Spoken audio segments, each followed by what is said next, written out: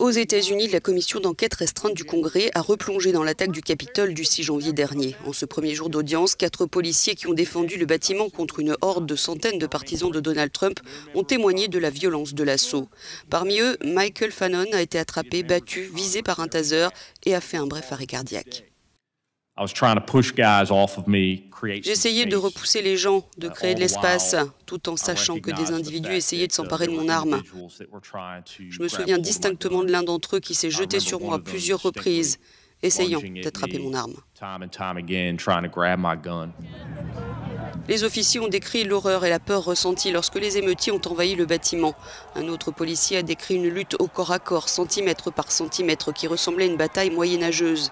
Les 4 hommes sont parmi les rares à avoir raconté leur histoire aux médias. C'était leur premier témoignage officiel. Ils ont aussi évoqué les insultes raciales.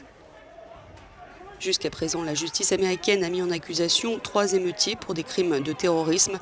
La porte-parole de la Maison-Blanche a donné son sentiment après le témoignage des policiers. Je veux dire que les témoignages d'aujourd'hui, pour quiconque les ont regardés, sont un rappel brûlant des événements honteux du 6 janvier. Et je pense que ces témoignages resteront dans les mémoires pour un certain temps encore. L'ancien président Donald Trump a été acquitté en février à l'issue d'un procès au Congrès pour incitation à l'insurrection. Il a récemment loué l'amour de la foule venue l'écouter le 6 janvier juste avant l'assaut. Un discours qui passe mal auprès des policiers qui ont témoigné en ce premier jour d'audience.